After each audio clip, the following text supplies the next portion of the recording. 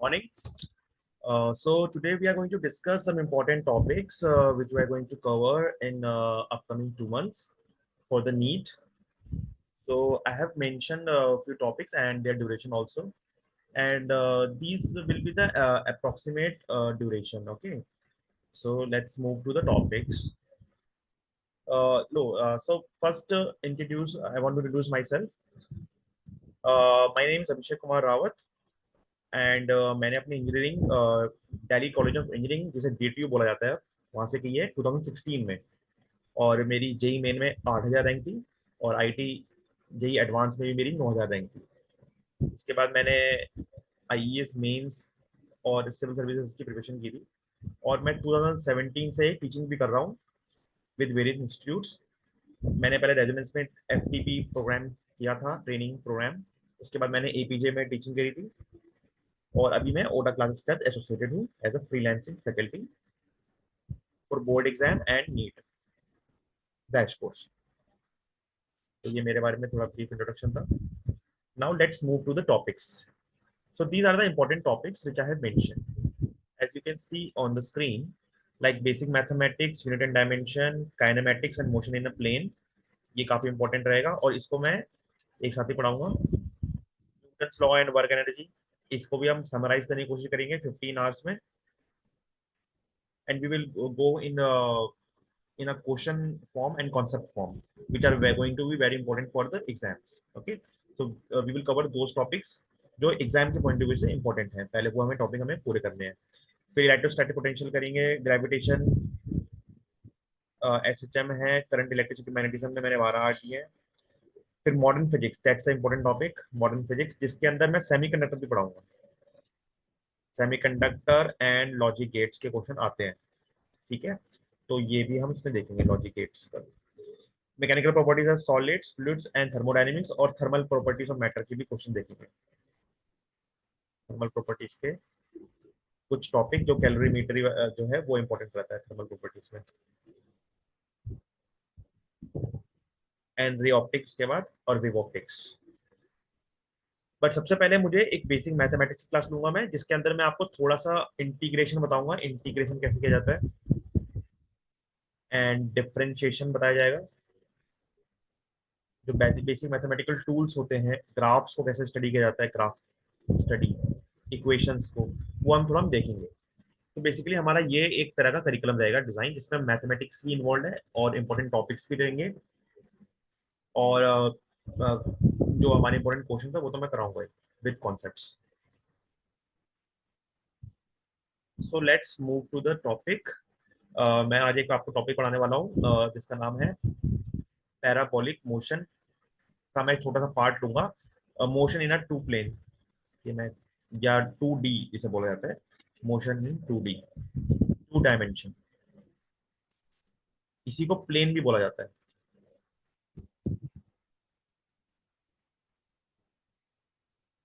Okay, तो देखिए motion in 2D का मतलब क्या है कि जो हम अभी तक जो काइनेमेटिक्स में पढ़ते हैं, पहले हम काइनेमेटिक्स में जो पढ़ते हैं कि मोशन हम एक वन डायमेंशन में पढ़ते हैं। लाइक मोशन अगर हम वन डायमेंशन की बात करूं, कि जो आपका डायमेंशन होगा या वो एक्स एक्सेस की तरफ है या वो वाई एक्सेस की तरफ है। जब हम मोशन की स्टडी एक पर्टिकुलर डायरेक्शन में करते हैं, एक्स और वाई, ऊपर जो आपका वाई एक्सेस है और नीचे ये along the right is x axis, तो इस टाइप का जो मोशन होता है उसको वन डायमेंशनल मोशन बोला जाता है। और उसमें हम स्टडी क्या करते हैं, हम displacement, velocity, time and acceleration के बीच में रिलेशन जानने की कोशिश करते हैं। इसके अंदर डिस्टेंस भी बोल सकते हैं। ठीक है, ये सब चीजें हम उसमें देखते हैं। बट जो 2D होगा, 2D के अंदर क्या होगा कि 2D में हमें इन दोनों को मर्ज करके एक कंक्रीट स्टडी करनी पड़ती है।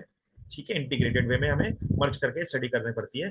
तो उसमें हम किस तरह से एनालाइज करेंगे चीजों को वो हम देखते हैं। तो मैं आपको एक छोटा सा बेसिक कॉन्सेप्ट बताऊंगा आज।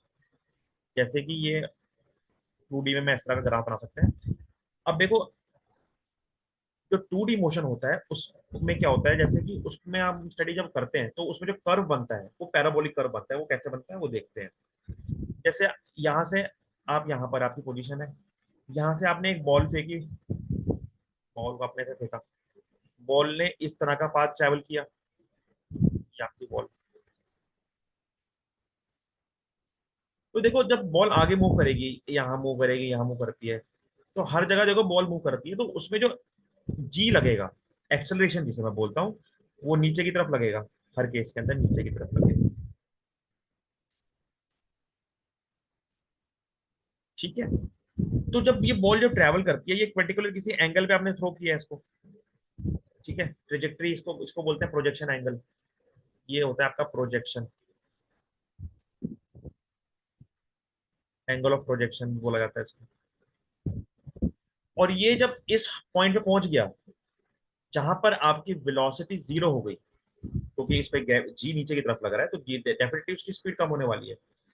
तो देखो जब हमने इसको आगे की तरफ फेंका, तो ये अब इस पॉइंट पे ये इसकी जो वेलोसिटी हो जाएगी मैक्सिमम हाइट, या मैक्सिमम पॉइंट जिसे बोलते हैं, तो इस पॉइंट को बोला जाता है मैक्सिमम हाइट, जहां पर आपकी वेलोसिटी आपकी जीरो हो जाती है। ठीक है।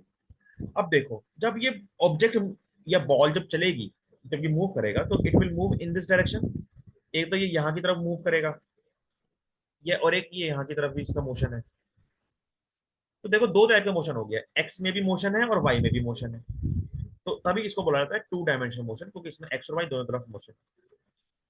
अब देखो जब ये मोशन इधर की तरफ गया, तो यहाँ से जब ये यहाँ पहुंच जाएगा, फाइनल पहुंच जाएगा यहाँ तक, तो इसको बोला जाता है रेंज बोला जाता है, मैक्सिमम हॉरिजॉन्टल डिस्टेंस जब बॉल ट्रेवल कर जाएगा, तो इसको आपने रेंज बोल दिया। ठीक है, इसका नाम ही रेंज डाल दिया। अब देखो, अब इसमें कुछ हमें ये तो बेसिक कॉन्सेप्ट हो गया, बट इसमें कुछ हमें मैथमेटिकल रिलेशन डिराइव करने पड़ते हैं ताकि हम प्रॉब्लम को सॉल्व कर सकें। तो जो आपकी काइनेमेटिक इक्वेशंस होती हैं वही इसमें यूज होने वाली है, उन्हीं से हम डील करेंगे।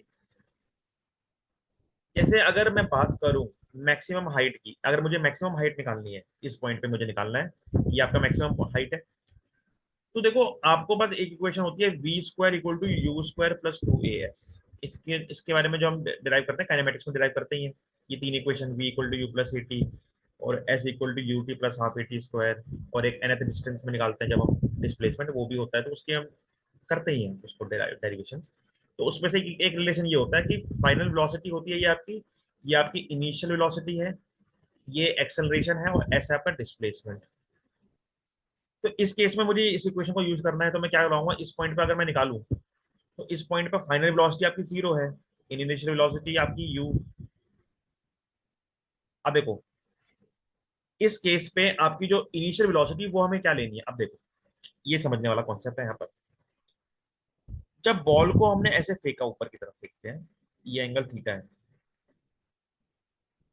तो तो देखो इसके दो कंपोनेंट बनते हैं। कंपोनेंट लेना हम सीखते हैं वेक्टर में, कि वेक्टर के दो कंपोनेंट बनते हैं कि किसी पर्टिकुलर एंगल में हम देखते हैं।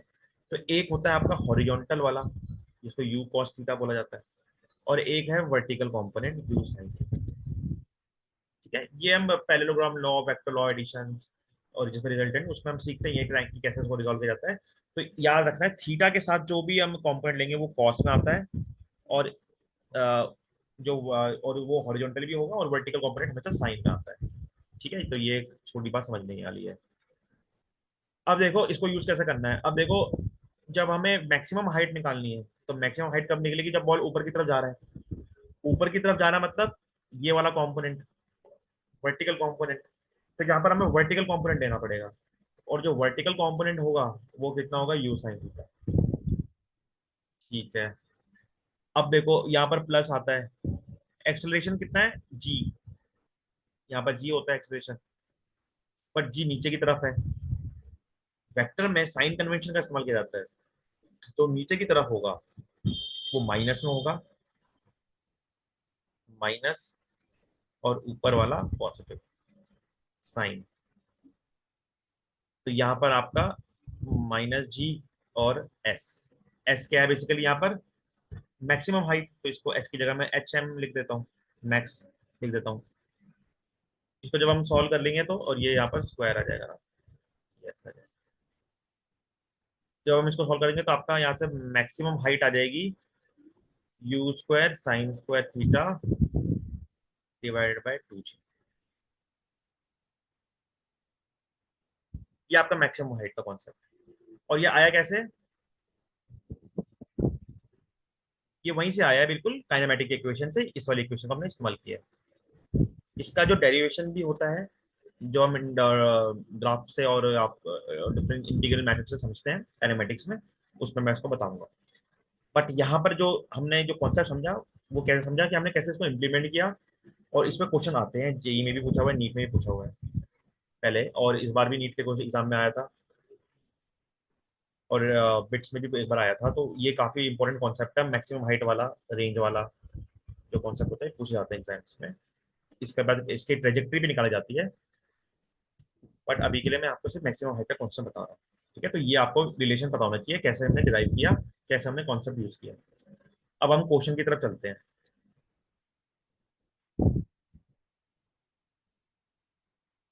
तो इस बार का क्वेश्चन आया है, तो ये क्वेश्चन एग्जाम में आया हुआ है इस बार।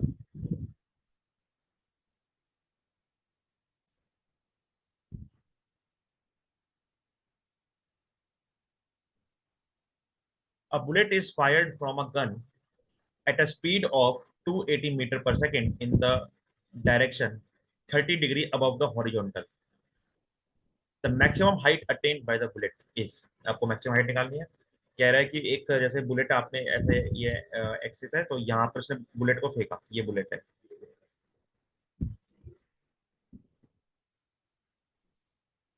ये बुलेट ऐसे गया ऊपर की तरफ, ये एंगल आपका 30 डिग्री दे रखा है।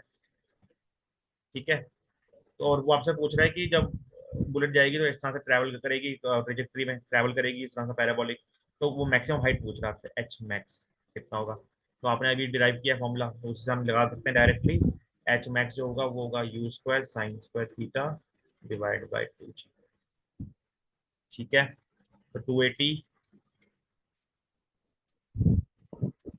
साइन स्क्वायर थीटा का कितना हो जाएगा, साइन 30 हाफ होता है, 1/4 डिवाइड बाई 2 इंटू 9.8 लिया, 10 ले सकते हैं अप्रोक्स।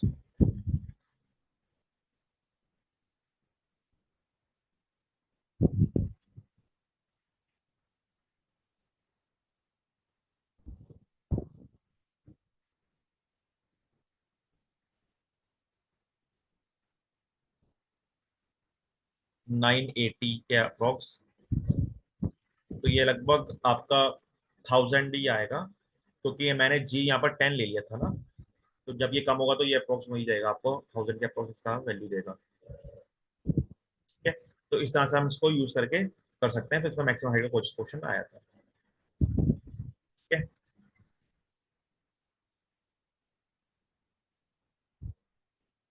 तो अभी हम इतना ही रखेंगे आज के सेशन में, और नेक्स्ट क्लासेस के अंदर मैं आपको स्टार्टिंग से ही फिर क्वेश्चन बताऊंगा, from kinematics to the motion plane, then vector also. ठीक है, तो एक साथ इसको कंक्लूड करेंगे। तो आज के लिए हम इतना ही रखते हैं।